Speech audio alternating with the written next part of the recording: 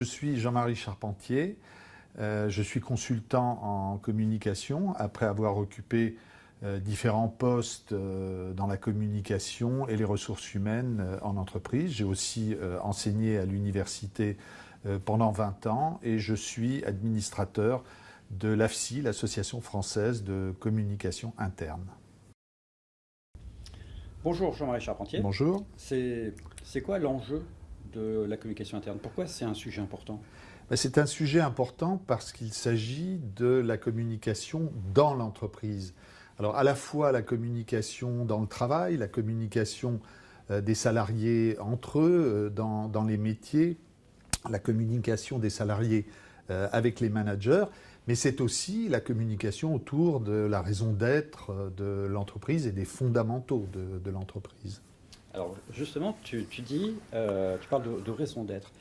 Est-ce qu'il y a encore une raison d'être à la communication interne? On voit parfois et on entend dire que la communication interne en fait se fond dans une communication globale et communication interne et communication externe, désormais c'est la même chose. Tu en penses quoi?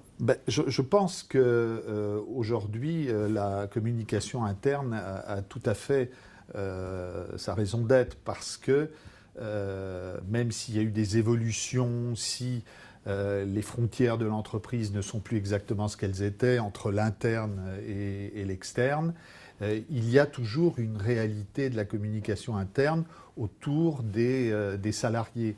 Un salarié n'est pas un client, je dirais même le salarié n'est pas un client comme un autre. Donc il y a une spécificité de la communication interne autour de la réalité du corps social et des salariés. En ce moment, qu'est-ce qui bouge dans la communication interne? Le digital, bien sûr, mais j'imagine qu'il n'y a pas que ça. Alors il y a le digital, il y a assurément le numérique fait bouger les lignes. Mais je pense que plus fondamentalement, aujourd'hui, il y a des enjeux très forts autour de la communication dans le travail.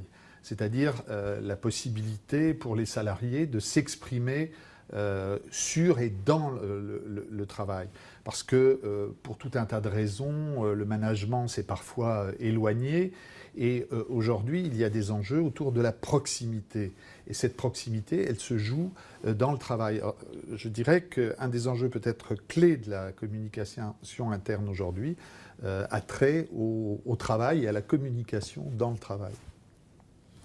Et concrètement, on trouve quoi dans le chapitre que tu as écrit? Alors, dans ce chapitre sur la communication interne, on trouve à la fois une mise en perspective de l'évolution de la communication interne dans le temps. On trouve aussi des réflexions autour de communication et changement, et notamment en faisant référence à l'apport des sciences sociales pour comprendre ce qui se joue dans ce rapport entre communication et changement. Alors on trouve aussi des choses sur le numérique, incontournable le numérique aujourd'hui, sur la communication managériale et in fine sur le positionnement du communicant interne dans l'entreprise au carrefour des communications. C'est-à-dire qu'aujourd'hui le communicant est peut-être moins un transmetteur d'informations ou de contenu, c'est quelqu'un qui a une fonction de régulation et de médiation dans l'entreprise. Et cette fonction est importante. Merci beaucoup Jean-Marie.